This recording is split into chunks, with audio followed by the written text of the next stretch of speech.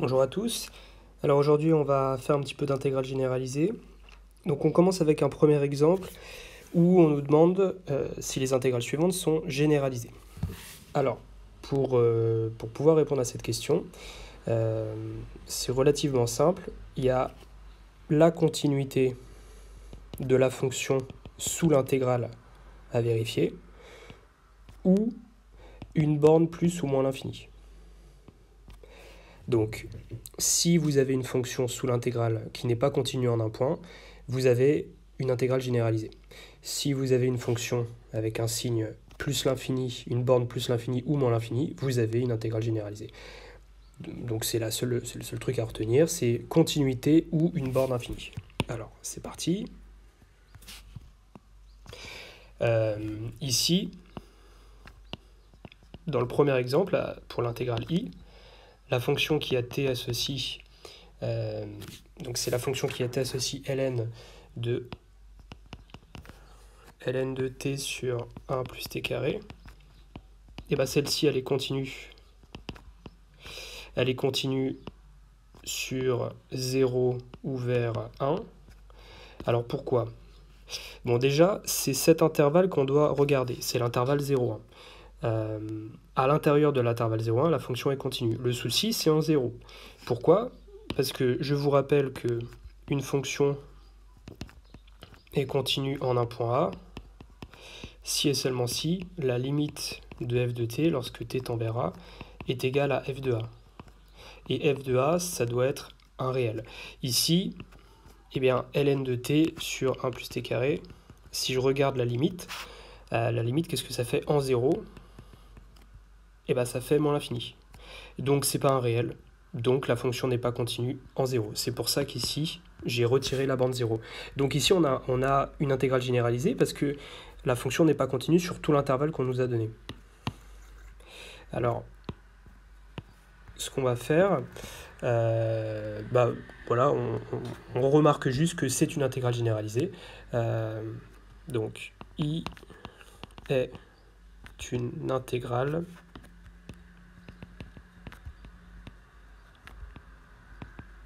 généralisée puisque la fonction qui est sous l'intégrale n'est pas continue sur tout l'intervalle. I est une intégrale généralisée. Regardons l'autre intégrale. Alors ici, l'autre intégrale, en fait, elle est continue sur tout l'intervalle. La fonction qui a t associe t sinus t, elle est continue sur 0π. Il n'y a aucun problème de continuité. Donc, alors, je vais juste faire un trait plus propre. Donc, J n'est pas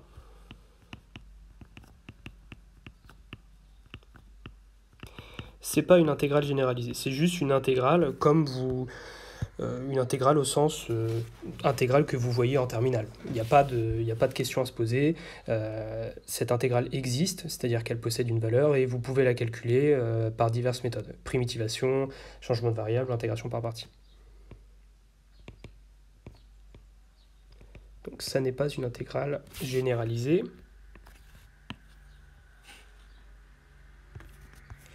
Et puis ensuite, on va s'intéresser à l'autre. Alors c'est celle-ci. Alors là, tout de suite, on remarque qu'il y a une borne infinie. Alors là, à partir du moment où il y a une borne infinie, plus l'infini ou moins l'infini, c'est automatiquement une intégrale généralisée. Et en plus, ici, en 0, on remarque que la fonction qui y a sous l'intégrale n'est pas continue en 0, puisqu'on divise par t. En fait, on peut montrer que, en vérité, ce qu'il y a sous l'intégrale se prolonge par continuité, puisque si vous regardez la limite, on ne va pas le faire, mais en fait la limite ici de la fonction sous l'intégrale, lorsque t tend vers 0, c'est égal à 1. Mais de toute façon, la première chose à remarquer, c'est qu'on a une borne plus l'infini, donc l'intégrale est généralisée. Alors, la fonction qui a t associe, alors c'était sinus de t divisé par t exponentielle moins t. Alors celle-ci, elle est en fait, elle est continue sur 0 plus l'infini. On a une borne plus l'infini. Donc, K est une intégrale généralisée.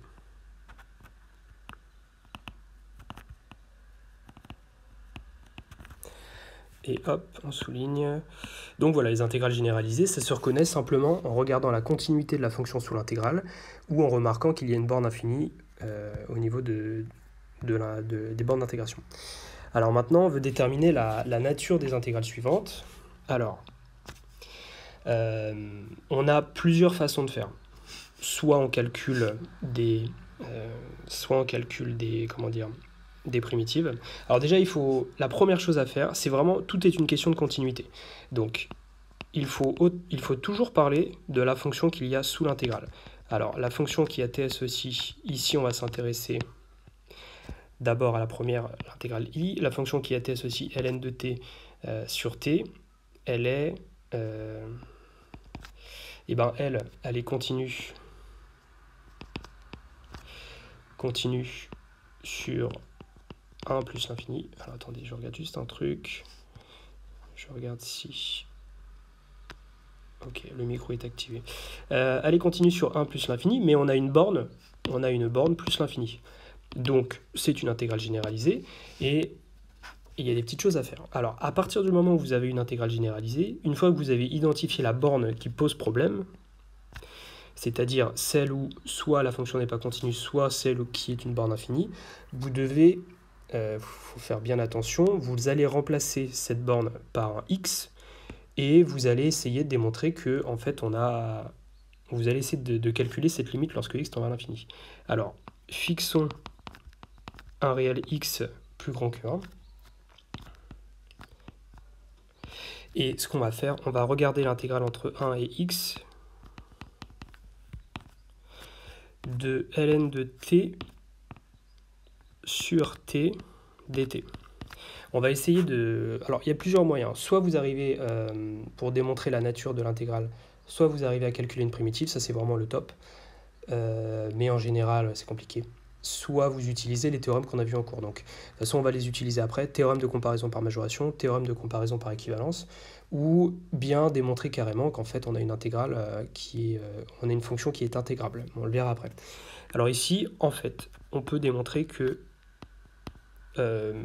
on peut calculer une primitive.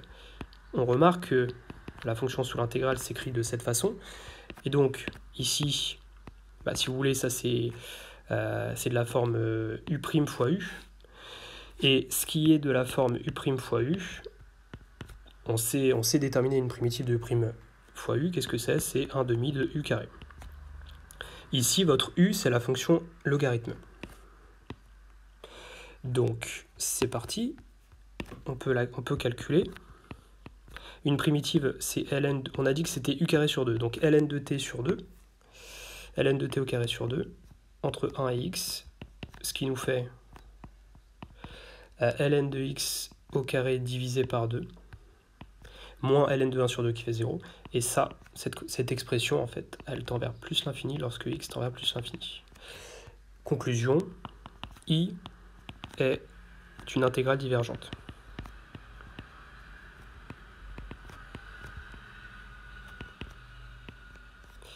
I est une intégrale divergente, puisque la limite qu'on obtient, elle est égale à plus l'infini. Alors, maintenant, on va regarder l'autre fonction. Donc, c'est toujours pareil, il faut toujours regarder la continuité de la fonction sous l'intégrale.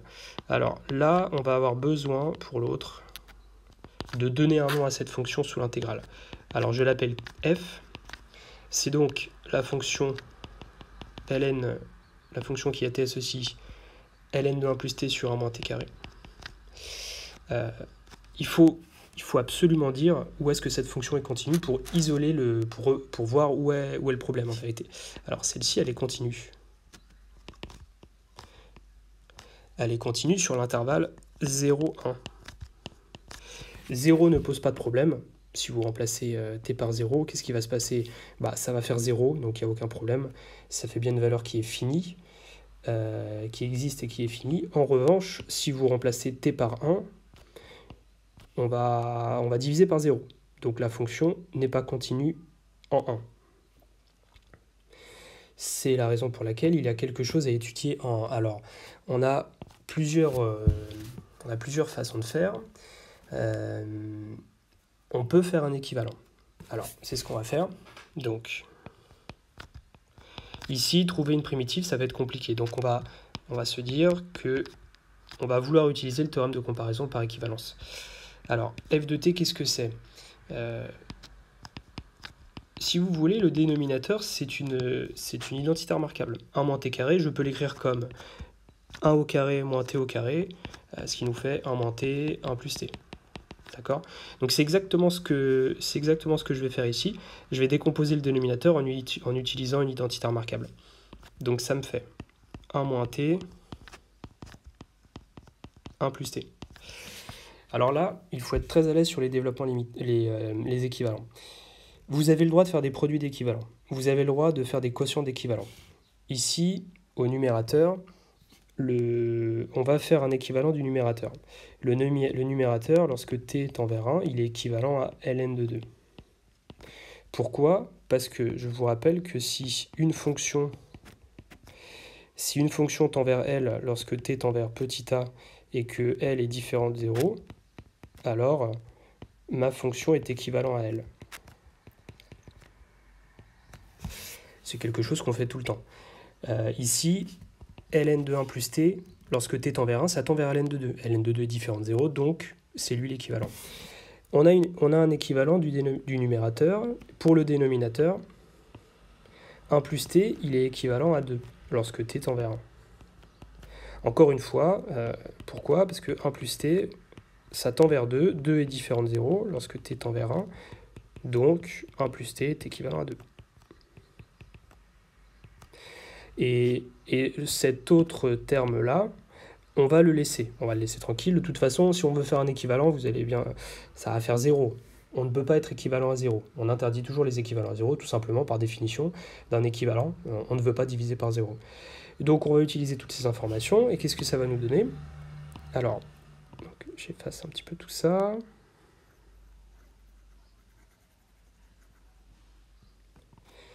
Je fais un équivalent lorsque t est envers 1. Ce qui me donne ln de 2 divisé par 2 fois 1 sur 1 moins t. Ce qu'il y a ici, je vais l'appeler g de t. On remarque qu'on a donné un équivalent. F de t est équivalent à une constante fois g de t. Et ce qui est remarquable, c'est que ici, tout est positif.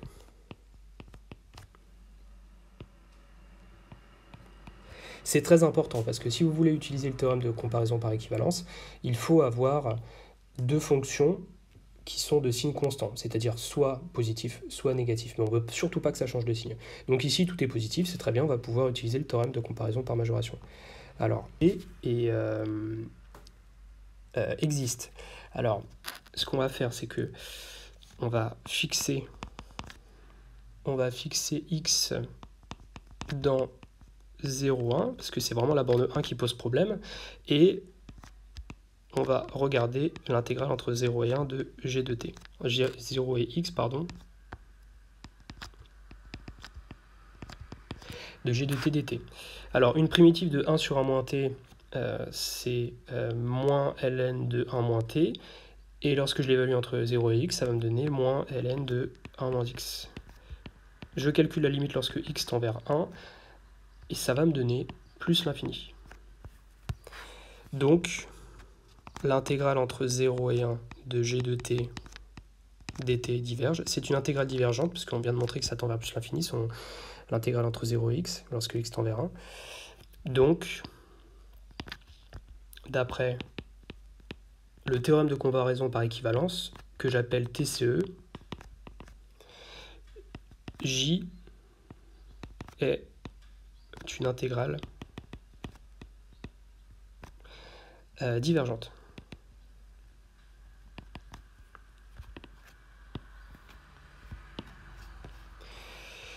Ensuite, on va regarder l'intégrale k. Toujours pareil, il faut regarder la fonction qu'il y a sous l'intégrale, et cette fonction, on va l'utiliser. Donc, je lui donne encore un nom. La fonction f qui a t associe sinus t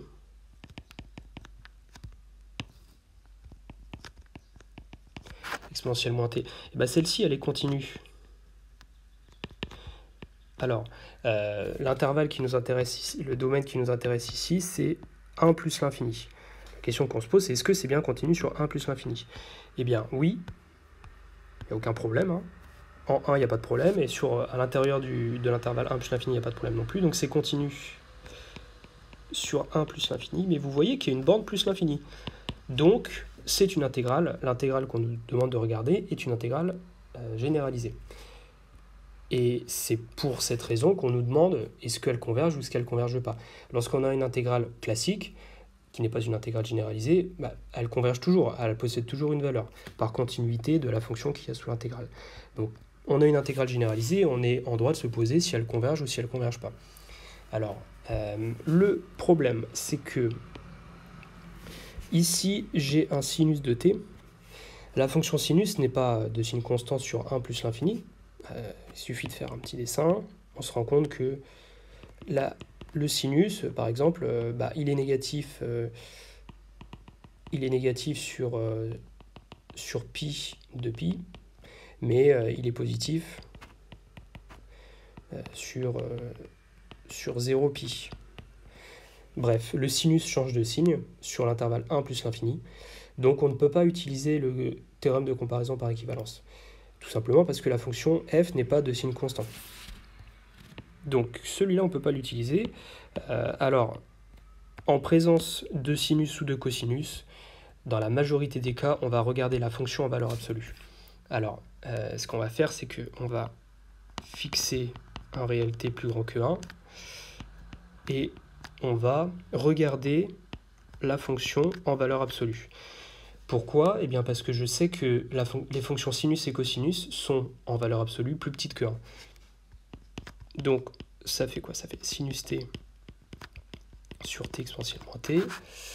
C'est toujours plus petit. Donc là, j'utilise le fait que sinus de t, c'est toujours plus petit que 1. Donc ça va me faire exponentielle moins t sur t. J'ai retiré les valeurs absolues, puisque la fonction exponentielle est positive, et que le t que j'ai fixé est positif. Maintenant, ça c'est clairement plus petit que moins t, parce que justement, t est plus grand que 1. Quand je divise par quelque chose qui est plus grand que 1, j'obtiens toujours une majoration par le numérateur. Et là, je suis assez content parce que j'ai réussi à majorer par quelque chose dont l'intégrale converge. Parce que l'exponentielle de moins t, l'intégrale d'exponentielle moins t, c'est une intégrale de référence qu'on a vu dans le cours. Donc là, je vais l'écrire. Puisque l'intégrale entre 1 et plus l'infini d'exponentielle moins t dt converge, c'est une intégrale de référence qu'on a vu dans le cours. Alors là, on va mettre en sourdine. Alors, qu'est-ce qu'on a montré? On a montré que l'intégrale entre 1 et plus l'infini de valeur absolue de f de t dt converge. Pourquoi? C'est le théorème de comparaison par majoration. Converge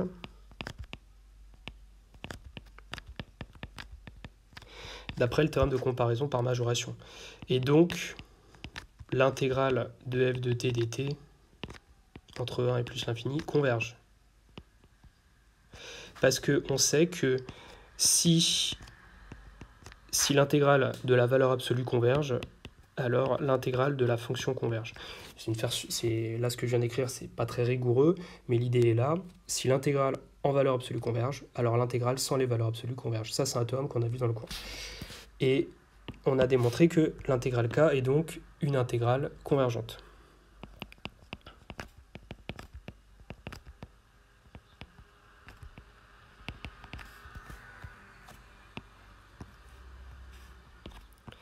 Alors ensuite, on veut déterminer la nature des intégrales suivantes. Donc toujours pareil, c'est toujours une question de continuité et de savoir où regarder le problème, c'est-à-dire que où se situe la discontinuité, est-ce qu'il y a une borne infinie. Alors ici, la fonction f qui a t associé cos t sur 1 plus t cube, celle-ci, elle est continue sur moins l'infini, moins 2. Moins 2, on peut le prendre, il n'y a aucun problème. Mais il y a une borne infinie. Donc c'est une intégrale généralisée, et on est en droit de se poser la question, est-ce qu'elle converge ou est-ce qu'elle ne converge pas? Si on avait vraiment une fonction qui était par exemple, si on avait l'intervalle 0,1, qu'on regardait l'intégrale sur l'intervalle 0,1, bah, la fonction est continue sur l'intervalle 0,1, donc ce n'est pas une intégrale généralisée, c'est juste une intégrale normale, classique, et donc elle est évidemment convergente. Mais là il y a une question qui se pose. Alors, pour répondre à cette question, on va faire un équivalent au voisinage de l'endroit où ça pose problème. En l'occurrence, ici, moins l'infini. Alors, c'est parti. F de t, à quoi c'est équivalent? Donc là, on va faire un équivalent au voisinage de moins l'infini. C'est équivalent à cosinus t sur t cube. Comment j'ai fait ça? J'ai simplement regardé, j'ai pris séparément numérateur et dénominateur. Le numérateur, je ne connais pas d'équivalent de cosinus de t en plus l'infini, plus simple que cosinus de t, j'en connais pas d'autres. Donc je laisse comme ça, je ne fais pas d'équivalent du numérateur. Ensuite, le dénominateur, eh ben, il est clairement équivalent à t cube. Pourquoi? Eh bien parce que le quotient tend vers 1. Ou alors, de façon plus intuitive, vous avez 1 plus quelque chose de très très grand. Si vous faites moins l'infini puissance 3, bon bah ça va faire quelque chose de très grand négativement, et c'est lui qui va prédominer. C'est ce terme-là qui va prédominer. Donc en fait, c'est le t cube qui prédomine. Mais de façon plus rigoureuse, cet équivalent est vrai, tout simplement parce que le quotient tend vers 1 lorsque t tend vers moins l'infini. Alors, j'ai un équivalent, mais on a un souci. Parce que la fonction cosinus change de signe. Elle n'est pas de signe constant. Donc là, on ne peut pas utiliser le théorème de comparaison par équivalence. Quand on ne peut pas appliquer le théorème de comparaison par équivalence, on met des valeurs absolues pour être sûr de pouvoir l'utiliser. Alors, c'est ce qu'on va faire. Là, on dit que le TCE ne s'applique pas, puisque la fonction cosinus n'est pas de signe constant. Le TCE ne s'applique pas. Donc, ce qu'on va faire, c'est que on va déterminer la nature. On n'est pas capable de déterminer la nature de l'intégrale de g. Donc, déterminons la nature de l'intégrale entre moins l'infini et moins 2 de valeur absolue de g de t. Et ça va être plus simple, déjà parce qu'avec des valeurs absolues, une fois plus qu'on aura des valeurs absolues, on pourra utiliser les théorèmes de comparaison par équivalence ou par majoration. Et en plus, en présence de cosinus ou même de sinus, c'est très recommandé d'utiliser des valeurs absolues puisqu'on a toujours une majoration.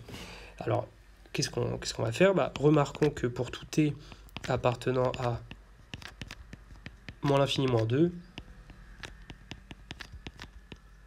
g de t est toujours plus petit que 1 sur... Alors, là, il faut bien mettre les valeurs absolues. Valeur absolue de t cube. J'ai trouvé ça simplement parce que le cosinus est plus petit que 1 en valeur absolue. Maintenant, ce par quoi j'ai majoré,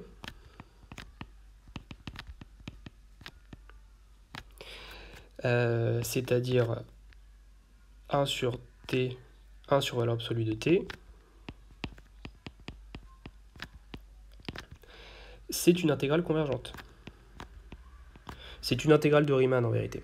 Tout simplement parce que ça fait 1 sur quelque chose puissance alpha. Et ça, on sait que ça converge dès lors que la puissance est plus grande que 1. Donc on a une intégrale convergente. Donc, qu'est-ce qu'on a fait? On a majoré et le terme de droite, son intégrale converge. Donc le terme de gauche, son intégrale converge. Ça, c'est le théorème de comparaison par majoration. Donc d'après le théorème de comparaison par majoration, l'intégrale entre moins l'infini et moins 2 de g de t converge. Si l'intégrale converge avec des valeurs absolues, alors elle converge sans valeur absolue. Ça, c'est un théorème du cours. Donc, l'intégrale, cette fois, sans les valeurs absolues. Non, c'est pas ça que je vais utiliser, pardon. Ça converge. Or, j'ai un équivalent ici. C'est ce que je viens d'entourer, c'est un équivalent entre f et g. Mais si j'ai deux fonctions qui sont équivalentes, alors elles sont aussi équivalentes avec des valeurs absolues. Tout simplement parce que le quotient en R1. En fait, là, on utilise la continuité de l'application valeur absolue au point 1. Or, j'ai un équivalent avec les valeurs absolues.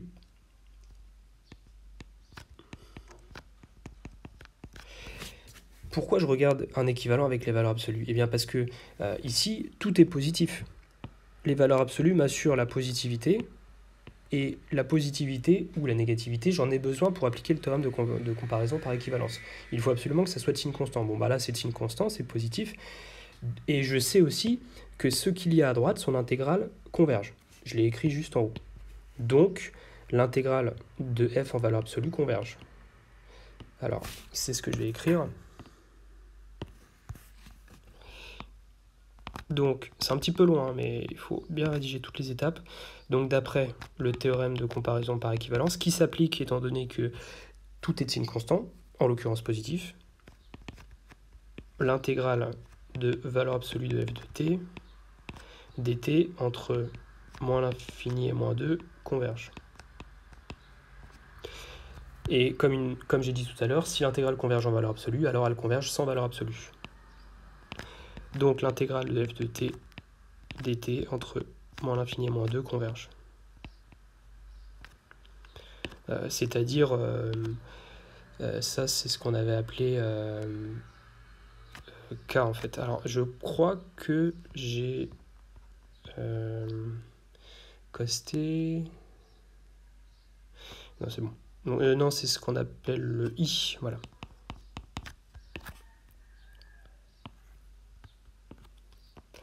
Alors, ensuite, alors je regarde juste ce que j'ai fait, donc j'en suis au J.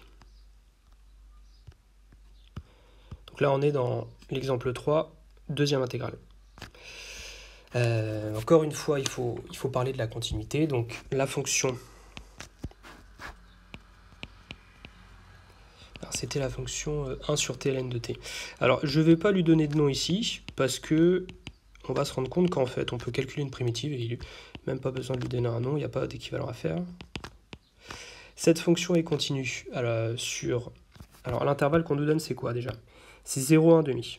Donc, on doit regarder la continuité sur 0, 1 demi. Alors, évidemment, en 0, il y a un problème. La fonction n'est pas continue en 0, et en 1 demi, il n'y a pas de problème.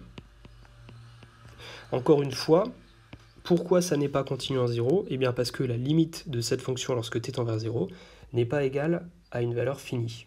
Parce que là, ça fait plus l'infini.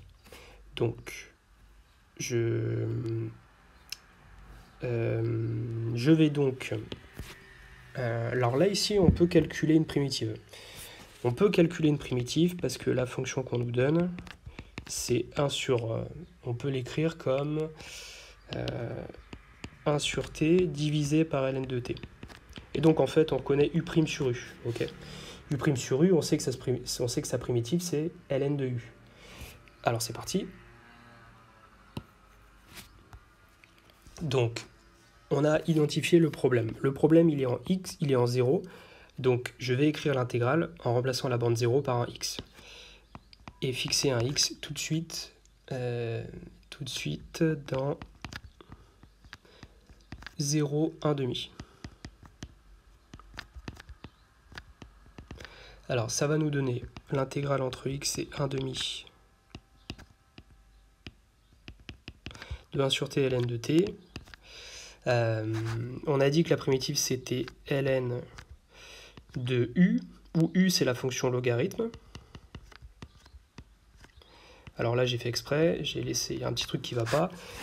Il faut toujours que ce qu'il y a dans un logarithme soit positif, strictement.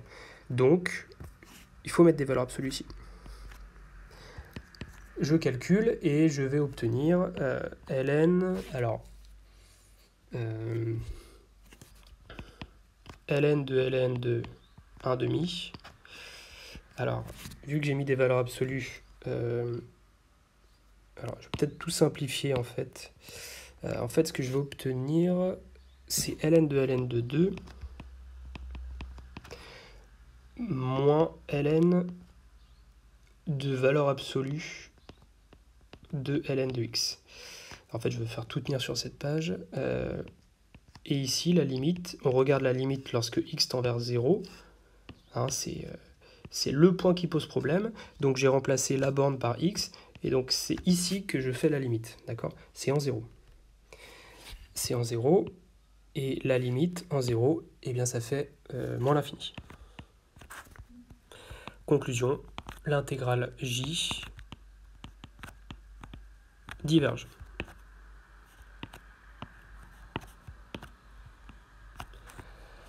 Alors, l'autre, c'était sinus t sur t exponentielle moins t. Alors, la fonction, toujours, est-ce que la fonction est continue? C'est la grande question. La fonction sin t sur t exponentielle moins t, elle est continue. Il faut regarder l'intervalle qu'on nous donne. Les bornes qu'on nous donnait, c'était 0,1. Donc, vous devez étudier la continuité sur l'intervalle 0,1. En 0, ça n'est pas continu. Enfin, pour l'instant, là, comme ça, on n'a pas une fonction qui est continue. On va voir en fait qu'on a un prolongement par continuité. Mais a priori, la fonction, elle n'est pas continue en 0. Et en 1, il n'y a aucun souci. C'est donc la borne 0 qui pose problème. Donc là, on peut faire... Il y a plusieurs choses possibles. Mais ici, ce qu'on va faire, il y a un théorème du cours qui dit que si la borne qui pose problème, déjà, il faut que ça soit une borne finie, un nombre fini. Bon, là, c'est 0, c'est fini. Il ne faut pas que ça soit une borne infinie. Si la borne qui pose problème, en vérité, en ce point, la fonction est prolongeable par continuité, alors notre intégrale converge. Alors ici, je vais noter f, la fonction, et ce qu'on remarque, c'est que f de t, je fais un équivalent. Sinus de t est équivalent à t, donc en fait ça va faire exponentielle moins... Alors, en fait c'est équivalent à 1, parce que sinus de t est équivalent à t lorsque t tend vers 0. Je peux faire des produits d'équivalent, des quotients d'équivalent, donc, et l'exponentielle de moins t, c'est équivalent à 1 lorsque t tend vers 0. Le dernier équivalent, ça provient simplement du fait que la fonction exponentielle moins t possède une limite finie non nulle, 1, 0, en l'occurrence 1. Et c'est pour ça que l'équivalent c'est 1. Donc la fonction, elle est équivalente à 1. En particulier, la limite de f de t lorsque t tend vers 0 est égale à 1. Ce qui veut dire que f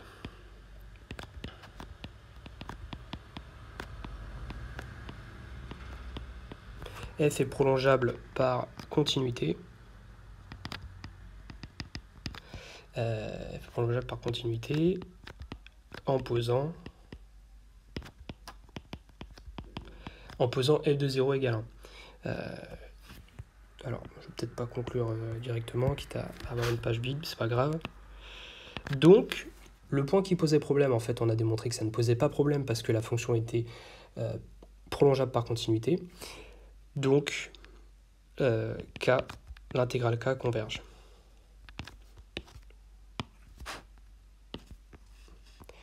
Alors, l'exemple 4. Ici, pareil, on veut la nature des intégrales suivantes.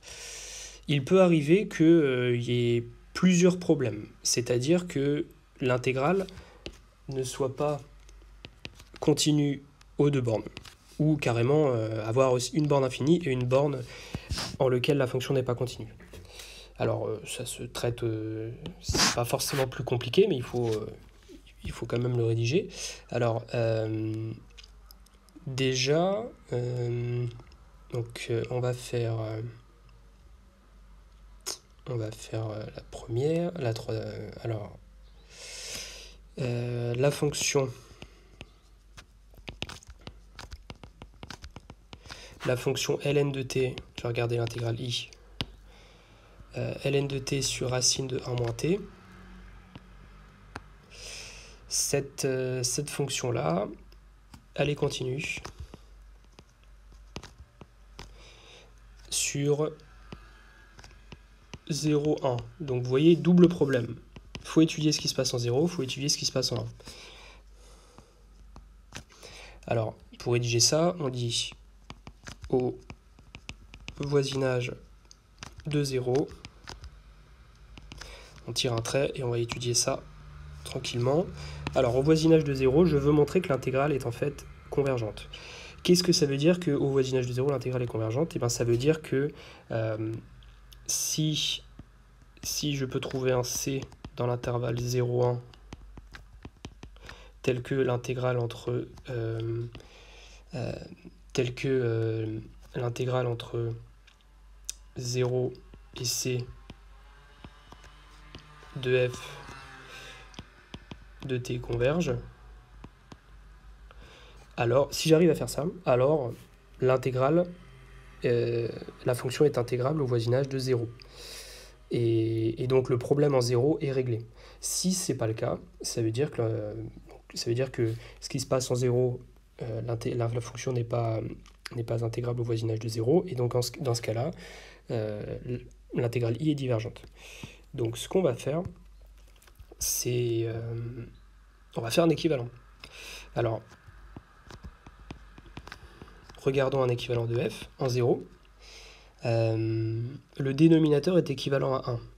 Okay, le dénominateur est équivalent à 1 puisque le dénominateur tend vers 1 lorsque t tend vers 0. Et on a dit que quand on admettait une limite finie non nulle, alors c'était lui l'équivalent. Donc là, c'est 1 l'équivalent. Ce qui veut dire que ma fonction f est équivalente à ln de t. Elle est équivalente à ln de t. Immédiatement, il faut se poser la question, parce que faire un équivalent, ça sert à quoi? Ça sert à, au fond, on va appliquer le théorème de comparaison par équivalence. Pour l'appliquer, il faut que les fonctions soient bien de signe constant. Alors, soit positive, soit négative. Ici, je regarde l'équivalent lorsque t est proche de 0. Et lorsque t est proche de 0, la fonction logarithme est négative. Tout simplement parce que il suffit de tracer, faire un petit graphique. Ici, j'ai 1, ici, j'ai 0. Et donc, vous voyez, donc ça, c'est la fonction logarithme. Moi, je m'intéresse à des valeurs de t qui sont proches de 0. Donc, pour des valeurs de t proches de 0, vous voyez bien que la courbe, elle est en dessous de l'axe des abscisses. Donc, c'est pour ça que je dis que la fonction ln est négative au voisinage de 0. Et pareil pour la fonction f, puisque la fonction f s'écrit comme un quotient d'une fonction en haut qui est négative au voisinage de 0 et d'une fonction qui est positive au voisinage de 0. Donc le quotient des deux sera négatif.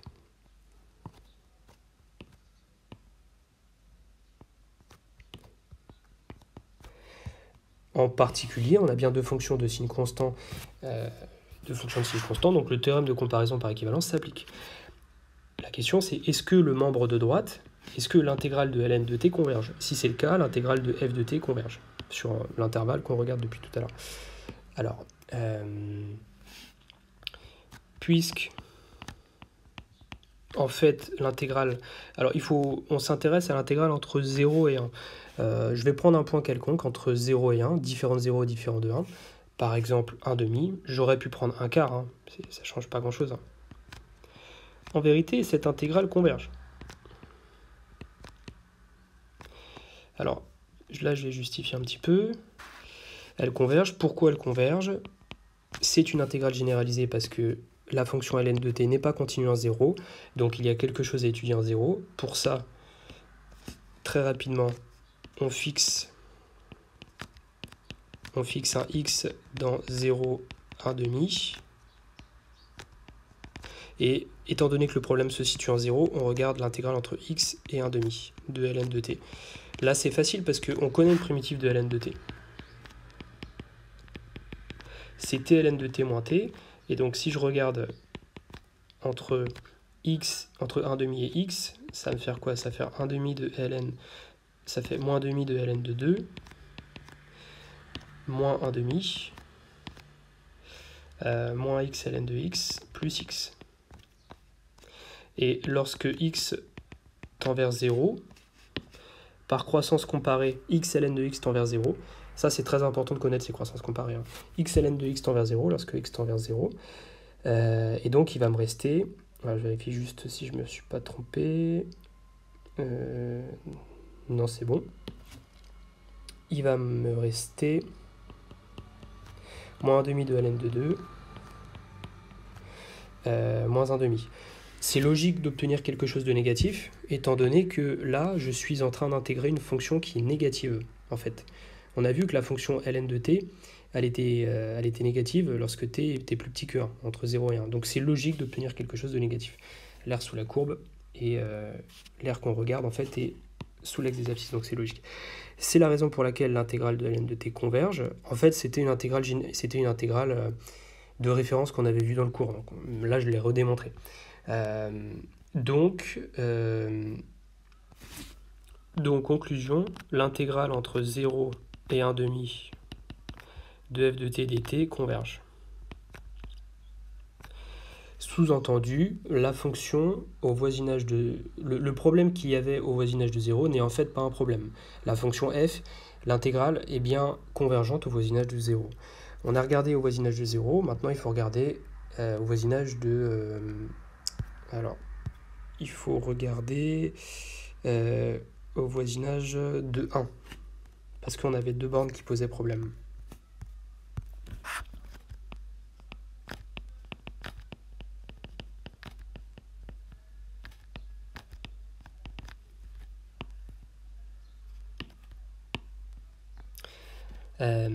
Alors, au voisinage de 1, on va faire un équivalent.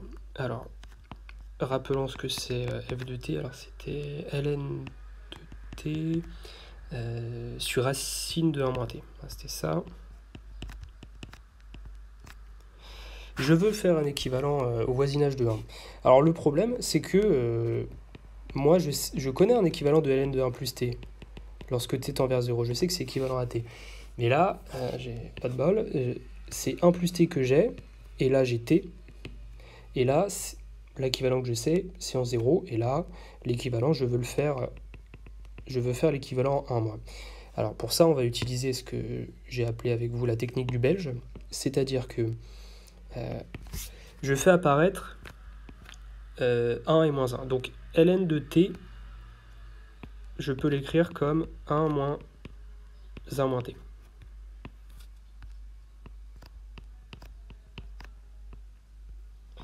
Pour quelle raison je fais ça? Eh bien parce que ici, mon équivalent, il est lorsque t tend vers 1. Donc cette quantité que j'entoure, c'est bien quelque chose qui tend vers 0 lorsque t tend vers 1.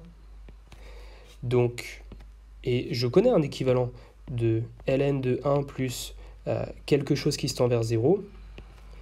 C'est équivalent à ce quelque chose qui tend vers 0 lorsque t tend vers 0.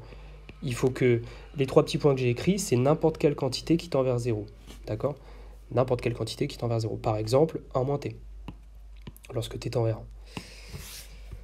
Donc ici, je vais pouvoir obtenir un équivalent lorsque t tend vers 1. Et ça va me faire moins 1 moins t sur racine de 1 moins t. Et je peux simplifier ça en multipliant en haut et en bas par racine de 1 moins t. Ça fait racine de 1 moins t. Et maintenant, j'ai un équivalent. Tout est négatif. Je veux évidemment appliquer le théorème de comparaison par équivalence. Tout est négatif, en particulier de signe constant. Donc, d'après le théorème de comparaison par équivalence, il me suffit de connaître la nature de l'intégrale de moins racine de 1 moins t. En fait, non, on ne va pas appliquer le théorème de comparaison par équivalence. On va dire que si deux fonctions sont équivalentes, alors elles ont même limite. Donc la limite de f de t, lorsque t tend vers 1, c'est égal à la limite de moins racine de 1 moins t, lorsque t tend vers 1, et ça fait 0. Donc tout à l'heure, j'avais dit que le problème il se situait en 1. Le problème en 0, on l'a réglé. Maintenant, on avait un problème en 1. C'est pour ça qu'on faisait l'équivalent. Mais en fait, le problème en 1 n'est pas un problème, puisqu'on vient de montrer, là, d'après ce que je viens d'écrire, que ma fonction était prolongeable par continuité en 1. Alors je l'écris. Donc là, j'utilise un résultat du cours qui dit que si j'ai une fonction qui est prolongeable par continuité en un point, alors en ce point, la fonction, l'intégrale est bien convergente. Donc la fonction f est prolongeable par continuité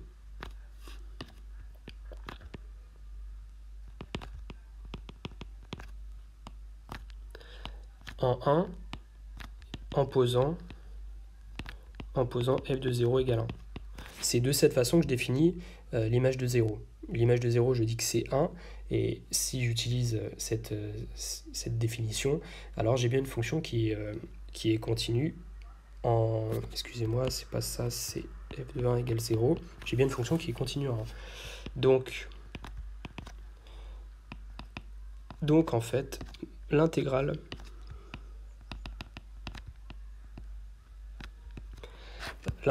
entre 1,5 et 1 de f de t dt, c'est une intégrale qui converge. Ainsi, alors comment on l'avait appelée cette fonction? On l'avait appelée grand I. Ainsi, I converge. Alors maintenant, on doit s'intéresser à 1 sur t1 plus 1 t carré. Ok.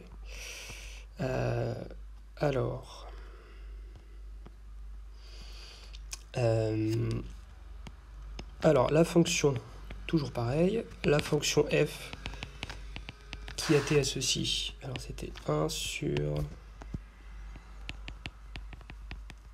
t1 plus t carré, elle est continue.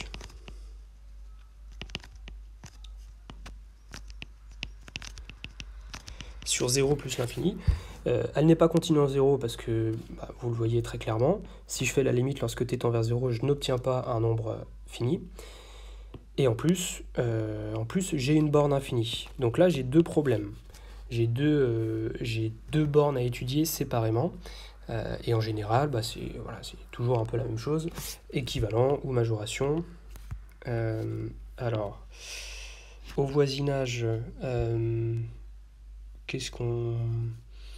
Donc on va faire un équivalent.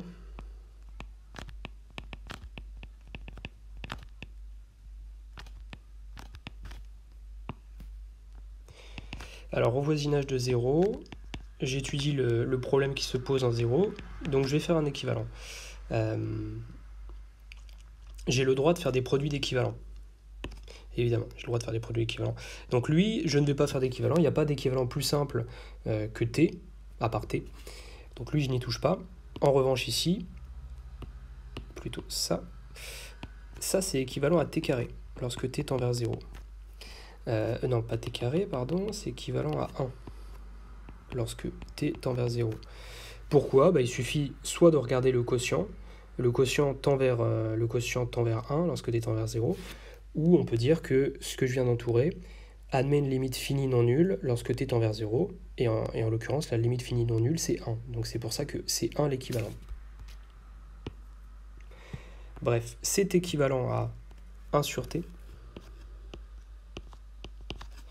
C'est équivalent à 1 sur t, mais puisque l'intégrale entre 0 et 1 de 1 sur t dt, ça c'est une intégrale divergente. En fait, c'est une intégrale de Riemann divergente avec alpha est égal à 1. Elle diverge. Alors, l'intégrale entre 0 et 1 de f de t dt diverge. Le point qui posait problème en 0, on se rend compte qu'en vérité, c'est vraiment un problème. L'intégrale n'est pas convergente en ce point. Donc, même pas besoin d'étudier ce qui se passe au voisinage de plus l'infini. On a une intégrale qui est divergente. Donc on l'écrit. L'intégrale j est divergente.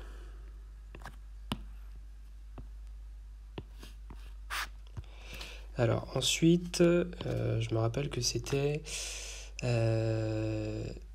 sinus exponentielle, sinus sur t, c'était quoi? Sinus de t sur t, exponentielle moins t.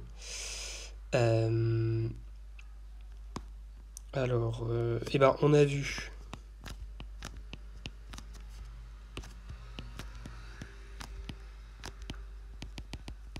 en fait, on avait vu tout à l'heure que les intégrales entre 0 et 1 de sinus t sur t, exponentielle moins t dt,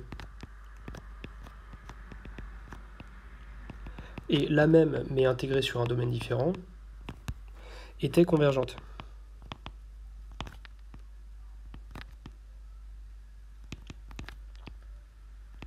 Donc, là, si vous voulez, c'est la relation de Charles, en fait. Hein. Là, j'ai les deux morceaux qui convergent, mais la question, c'était l'intégrale sur le domaine tout entier, c'est-à-dire 0 plus l'infini. Si les deux morceaux convergent, d'après la relation de Charles, l'intégrale entre 0 et plus l'infini de sinus t dt, sinus t sur t exponentielle moins t, converge.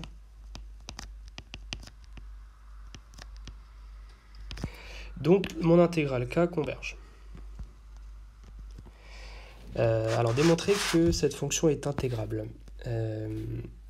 Toujours pareil, il faut parler de la continuité, c'est très important.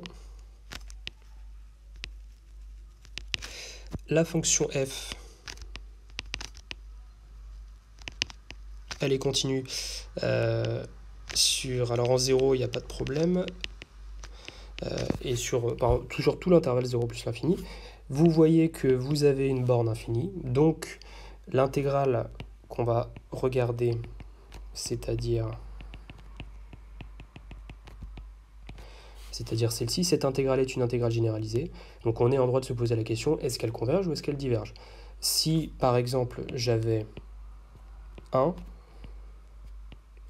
eh bien j'ai une fonction qui est continue sur l'intervalle 0, 1, 0 inclus, 1 inclus, donc ça n'est pas une intégrale généralisée et elle est évidemment convergente. Mais là, il y a une question à se poser. Alors, on va, pour répondre à cette question, on me demande de démontrer que c'est intégrable. Alors, la question qu'on me pose en fait, c'est est-ce que si je mets des valeurs absolues, est-ce que cette intégrale converge? C'est la question qu'on me pose.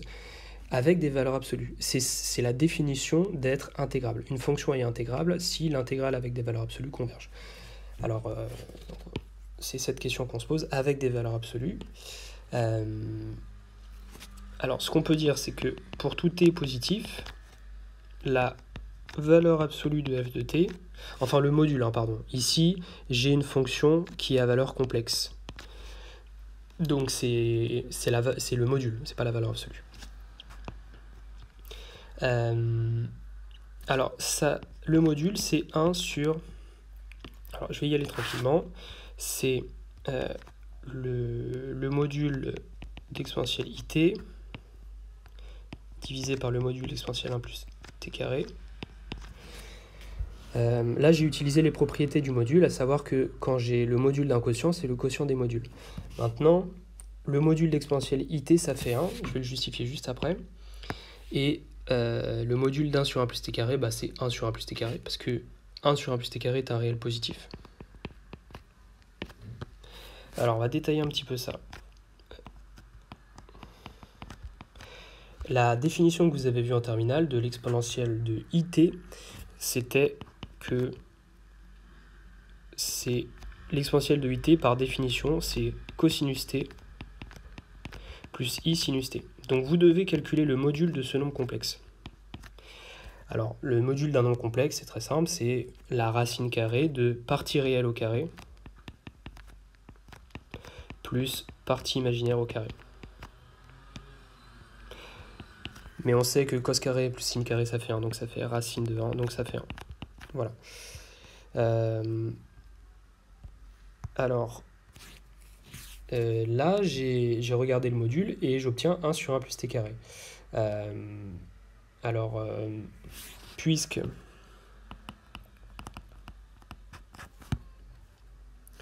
l'intégrale entre 0 et plus l'infini de 1 sur 1 plus t carré dt converge, c'est une intégrale convergente parce que c'est une intégrale de Riemann.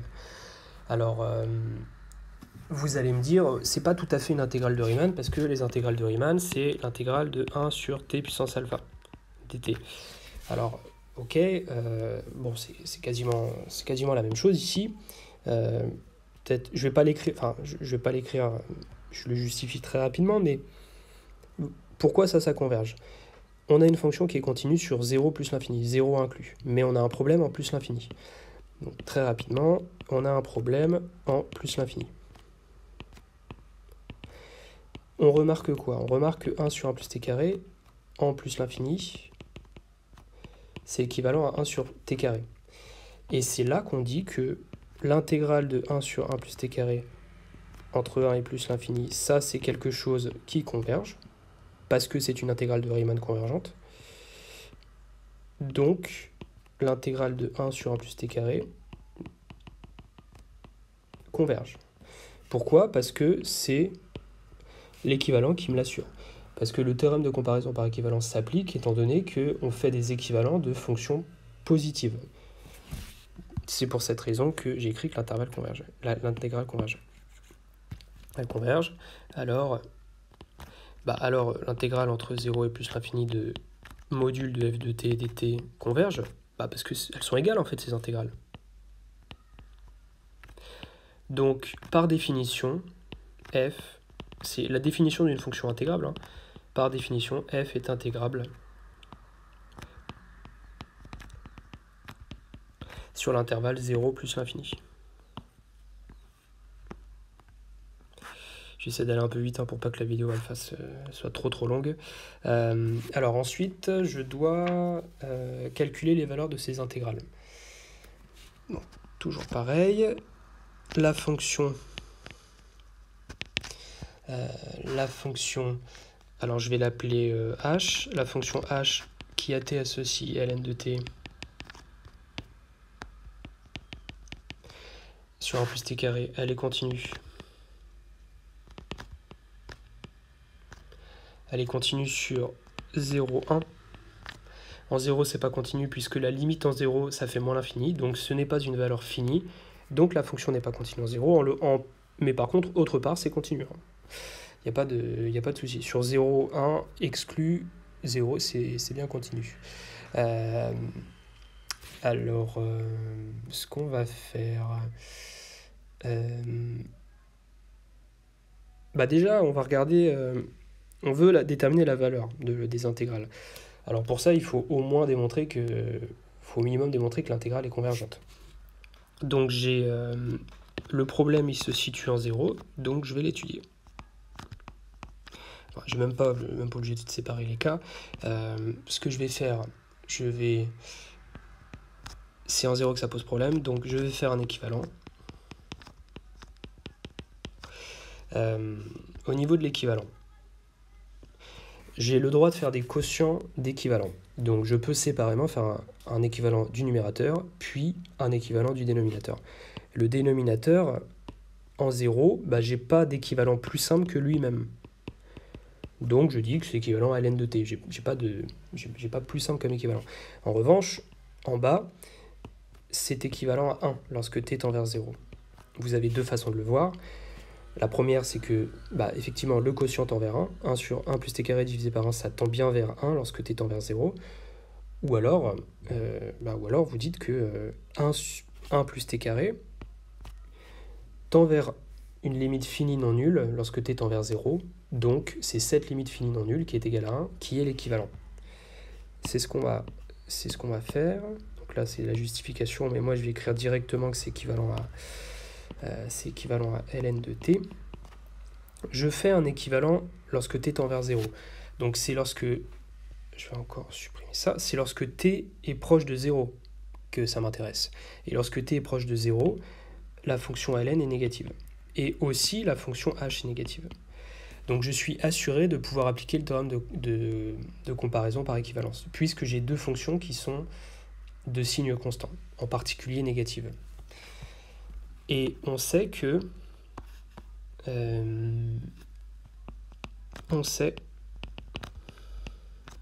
l'intégrale entre 0 et 1 de ln de t converge. Déjà parce qu'on l'a démontré tout à l'heure, c'est la borne 0 qui pose problème, on remplace la borne 0 par un x, on calcule une primitive, on regarde la limite lorsque x tend vers 0, mais on peut aussi dire d'après le cours, c'est une intégrale de référence, donc ça converge. Donc elle converge. Donc, alors je l'ai appelé I est une intégrale convergente. Mais à ce stade-là, je ne l'ai pas calculé. J'ai simplement dit que ça existait. Faut toujours faire attention. En maths, on n'écrit jamais un objet tant qu'on n'a pas démontré qu'il existait. C'est vrai pour des séries. Cette série, on l'écrit jamais tant qu'on n'a pas démontré que la série des UN convergeait. Et cette intégrale-là, on ne l'écrit jamais tant qu'on n'a pas montré que c'était une intégrale convergente. Donc, à ce stade-là, on a juste démontré que ça convergeait. Maintenant, on va procéder au calcul. Alors ici, on va faire une intégration par partie. Je vais mettre un petit point. Alors, on va juste pour la mise en page.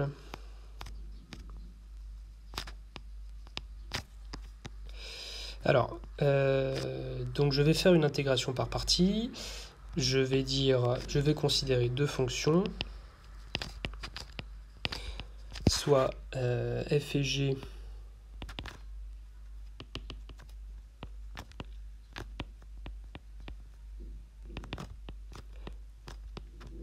je vais considérer deux fonctions de classe C1 qui sont définies sur 0, 1 par... Alors pourquoi de classe C1 ? Eh bien parce que dans le théorème d'intégration par partie pour les intégrales généralisées, il faut des fonctions de classe C1. Voilà. Tout simplement parce que à un moment donné, je vais intégrer des dérivées et pour que ça existe, il faut intégrer des fonctions continues. Donc la dérivée doit être continue, donc la fonction doit être en fait de classe C1. C'est juste pour ça. C'est simplement pour que ce que j'écrive ait un sens. Alors les fonctions, ça va être ln de t et ln de t et l'autre ça sera 1 sur 1 plus t carré. Pourquoi je fais ça ? Parce que ma fonction, je peux l'écrire comme ln de t fois 1 sur 1 plus t carré. Et celle-là, on va la dériver. Et celle-là, on va la... Alors, j'ai fait une petite erreur ici, excusez-moi. Et celle-là, cette fonction-là, on va la primitiver. Pourquoi on pense à faire ça ? On pense à faire ça parce que primitiver ln de t, on peut le faire, mais c'est compliqué. Ça va faire apparaître une difficulté, une plus grande difficulté. Primitiver ln de t, ça va nous donner du tln de t, donc on n'en veut pas. En revanche, dériver ln de t, ça fait simplement 1 sur t. Ici, on décide de primitiver ça par souci de simplicité. Primitiver ça, c'est simplement moins 1 sur 1 plus t, alors que le dérivé, ça donne quelque chose de compliqué. Donc vous voyez, on n'a pas vraiment beaucoup de choix. Et donc, comme j'ai dit, les dérivés f, c'est facile, alors que primitive f, c'était compliqué, et intégrer g, c'est facile, alors que le dérivé, c'était plus compliqué. Alors, là, il faut se calmer, il faut bien rédiger ça proprement pour le théorème d'intégration par partie. Le théorème d'intégration par partie, il me dit que le produit des deux, le produit de f par g, doit posséder une limite finie aux bornes qui posent problème.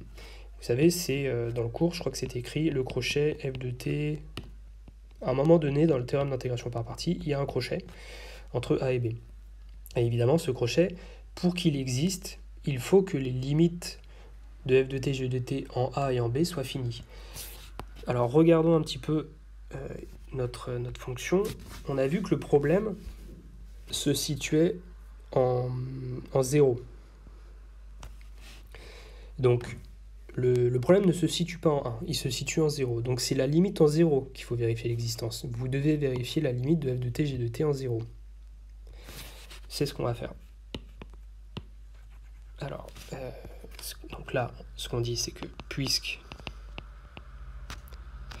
la limite, lorsque t tend vers 0, de f de t, g de t, alors ça fait quoi ça? Ça fait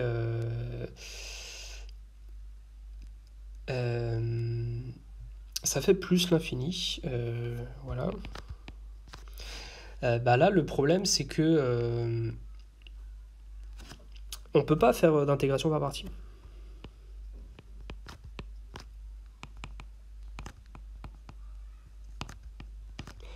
Alors, c'est en abrégé, hein. Le théorème d'IPP ne s'applique pas.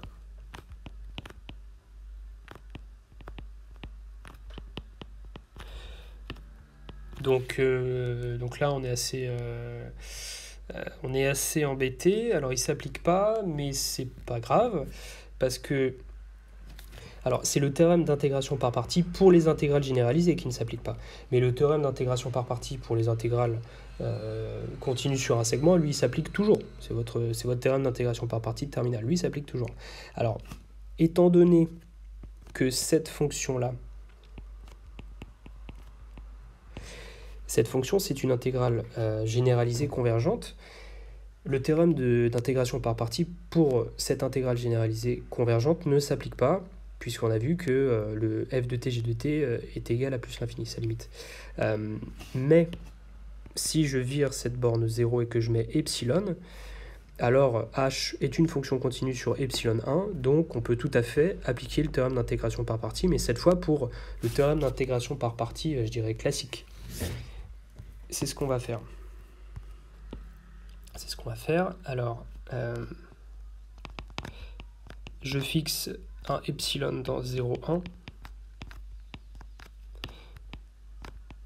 Et je calcule. Alors, je vais calculer l'intégrale entre epsilon et 1 de h.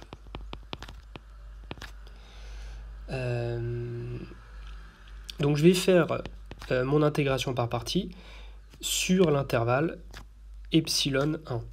J'ai bien le droit de le faire parce que si j'ai une fonction, là j'ai une fonction qui est continue sur l'intervalle epsilon 1, donc je peux tout à fait faire une intégration par partie sur cet intervalle, sur ce segment. Alors j'y vais, en plus je sais exactement comment m'y prendre parce que j'ai les fonctions f et g, je les ai définies tout à l'heure, donc c'est avec celle-ci que je vais... alors, c'est avec celle-ci que je vais l'appliquer, donc ça fait quoi? Ça fait moins t, d'accord.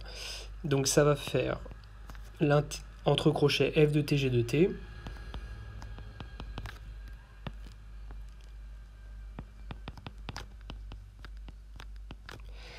plus l'intégrale entre epsilon et 1 du produit. Donc j'ai mis un plus parce qu'il y avait un moins dans le produit des deux, donc ça fait 1 sur t plus 1 dt. J'utilise l'indication pour dire que ce que je viens d'entourer, c'est simplement 1 sur t moins 1 sur t plus 1. Alors la valeur en 1, ça fait 0, et la valeur en epsilon, ça fait ln de epsilon sur 1 plus epsilon, plus l'intégrale entre epsilon et 1 de 1 sur t, moins l'intégrale entre epsilon et 1 de 1 plus t dt. Alors je calcule tout ça, donc ça me fait quoi? Ça me fait ln de epsilon sur 1 plus epsilon. Là, je vais être un peu plus rapide. Une primitive de 1 sur t, c'est ln de valeur absolue de t. Étant donné que le t est positif, la valeur absolue, je peux la retirer. Donc ça fait ln de 1 moins ln de epsilon. Donc j'écris immédiatement moins ln de epsilon.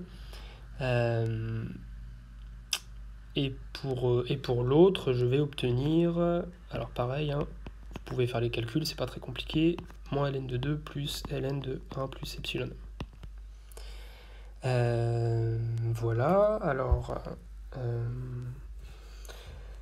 je vais mettre au même dénominateur les deux là, je vais les rassembler. Alors je vais obtenir moins epsilon ln de epsilon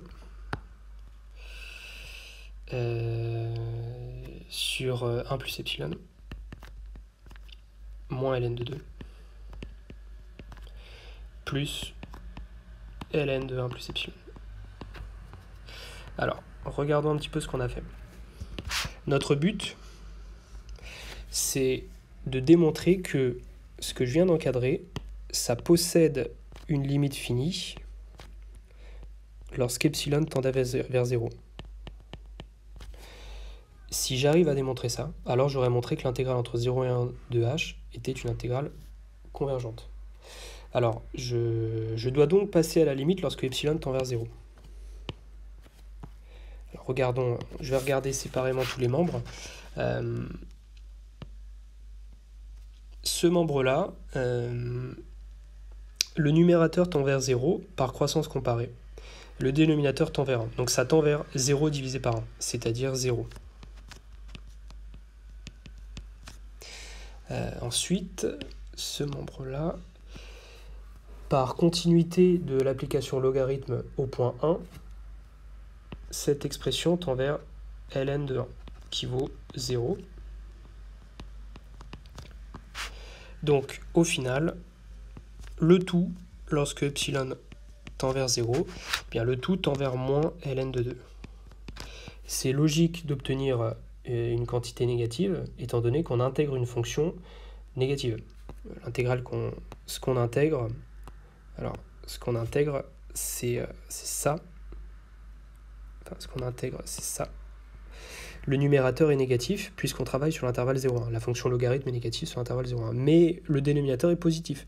Donc on est en train d'intégrer une fonction qui est négative. C'est la raison pour laquelle c'est logique d'obtenir une limite négative. Donc là, ce qu'on a montré, c'est que on a montré que l'intégrale i est égale à moins ln de 2.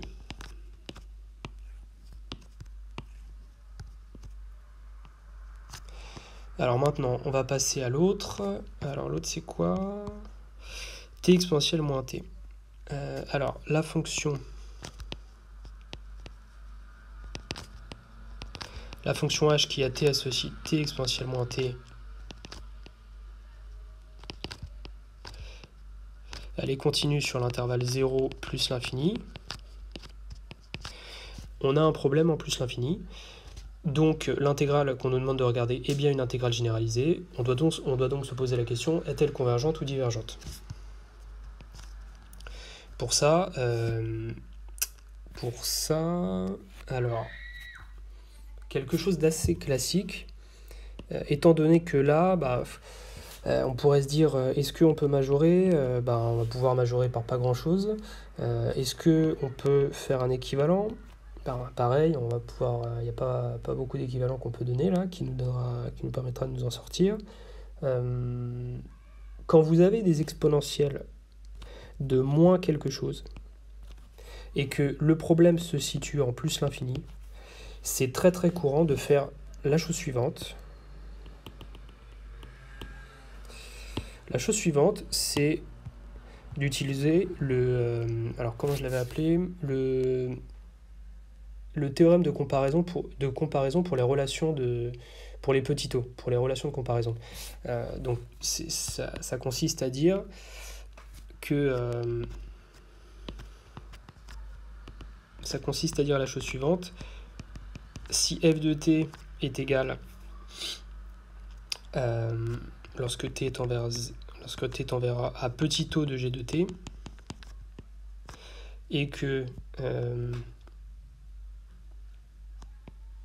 g est intégrable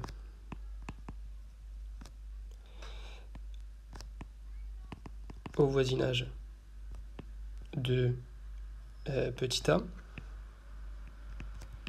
alors f est aussi intégrable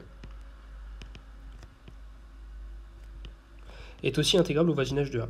C'est ce qu'on va faire, parce que là, notre petit a ici,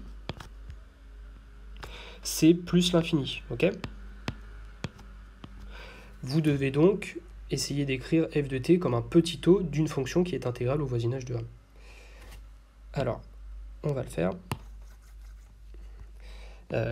Ce que je vous ai dit, c'est que c'est l'exponentielle moins t qui va tout faire marcher.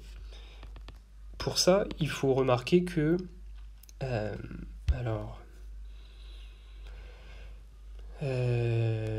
ce qu'il faut remarquer, c'est que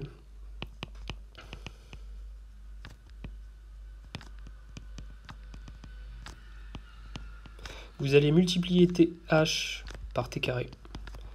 Donc ça vous fait quoi? Ça vous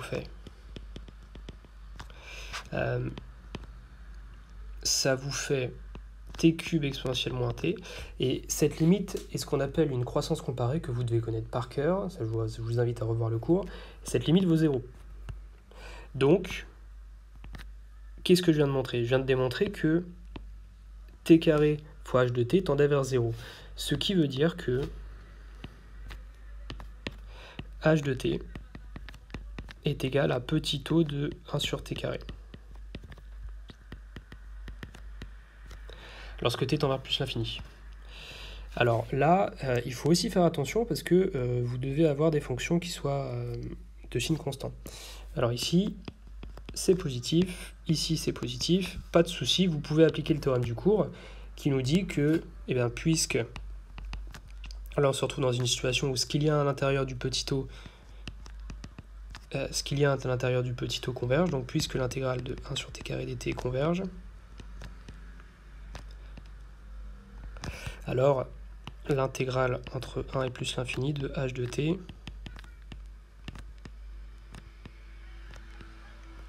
converge. Alors vous allez me dire, oui, mais pourquoi vous avez mis 1 ici? Parce que le souci était d'étudier l'intégrale en plus l'infini. C'était ça qui nous intéressait. Et donc, démontrer qu'une fonction est intégrable en plus l'infini, ça veut dire que il faut démontrer que si je mets une constante c ici, peu importe la valeur de c, enfin, il faut quand même que là, le c soit strictement positif, peu importe la valeur de c, si vous arrivez à démontrer que cette intégrale converge, alors ça veut dire que vous avez démontré qu'il n'y a pas de problème en plus l'infini. Et donc vous prenez une constante c, celle que vous voulez, il faut qu'elle soit strictement positive dans notre cas. Moi j'ai pris 1, mais vous auriez pu prendre 2, peu importe.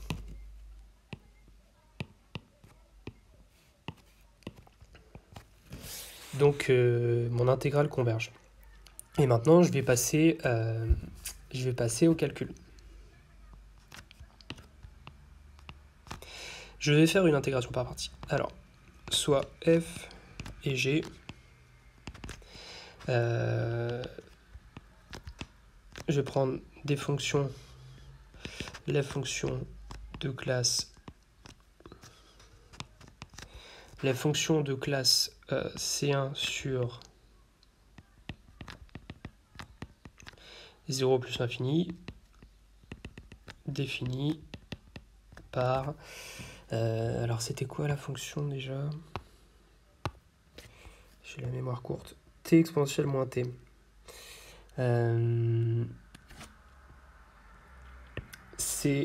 Vous avez deux choix possibles. Soit ce membre-là, vous le dérivez et vous intégrez l'autre, soit vous le primitivez et vous dérivez l'autre. À votre avis, qu'est-ce qui sera plus simple? Si vous intégrez t, ça fait t carré sur 2. Si vous dérivez t, ça fait 1. Donc ça semble beaucoup plus simple de le dériver. Et maintenant, lui, de toute façon, quand on l'intègre ou qu'on le primitive, ça fait la même chose. C'est aussi simple. Donc je vais dériver t et je vais intégrer exponentielle moins t. Alors c'est pour ça que je considère les fonctions. C'est t que je vais dériver, donc j'appelle f de t, c'est la fonction qui a été associée, et g' de t, c'est exponentielle moins t. Alors, la dérivée de f, c'est 1, et une primitive de g, c'est moins exponentielle moins t. Alors, on veut appliquer le théorème d'intégration par partie pour les intégrales généralisées. Étant donné que le problème, on l'a dit, le seul souci se situe en plus l'infini, vous devez vérifier que f de t fois g de t, ça admet bien une limite finie. Donc, calculons-le.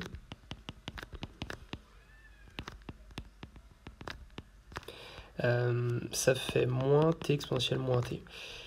C'est une croissance comparée et ça tend vers 0. Donc, je peux utiliser le théorème d'intégration par partie. Et le théorème d'intégration par partie, ça va me dire que mon intégrale j, elle va être égale, alors, au crochet de t exponentielle moins t, entre 0 et plus l'infini, plus l'intégrale entre plus l'infini d'exponentielle moins t. Ce crochet, qu'est-ce qu'il vaut? Eh bien, il vaut la... Donc, je parle de ça. Hein. Ça vaut la limite de moins t exponentielle moins t en plus l'infini, moins la valeur en 0. Dans tous les cas, on obtient 0, ça fait 0 moins 0. Donc, 0. Et là, je dois calculer l'intégrale d'exponentielle moins t. Alors, pas de panique, cette intégrale, c'est une intégrale généralisée parce qu'il y a une borne infinie, mais on sait qu'elle converge parce que c'est une intégrale de référence. Donc, il n'y a pas de souci, c'est une intégrale convergente. Et en plus, on connaît sa valeur. Alors, pourquoi on connaît sa valeur? Alors, sa valeur, c'est 1. Justifions pourquoi. En effet, je vais prendre x positif. Alors, l'intégrale entre... Le problème se situe en plus l'infini pour cette intégrale-là. Parce que là, j'ai directement dit que ça valait 1. Mais bon, on va justifier un petit peu. Alors, ça fait exponentielle moins t dt. Je remplace la borne qui pose problème par un x. Et après, je passe à la limite. Donc, ça fait moins exponentielle moins t. Ça, c'est une primitive. Ce qui nous fait moins exponentielle moins x plus exponentielle de moins 0. Donc ça fait 1 moins exponentielle de moins x, et ça, ça, lorsque x tend vers plus l'infini, ça tend vers 1. Donc, ce que je viens de démontrer, j'ai démontré deux choses. J'ai démontré que l'intégrale entre 0 et plus l'infini de exponentielle moins t, elle converge. Et en plus, j'ai démontré deux choses. J'ai démontré qu'elle convergeait et qu'en plus, je connaissais sa valeur. Voilà, donc ça, c'est une parenthèse. Mais la conclusion, c'est que l'intégrale j est égale à 1. Voilà, j'espère que ça sera relativement assez complet. Je pense qu'on a traité un peu tous les cas possibles. Hein, donc,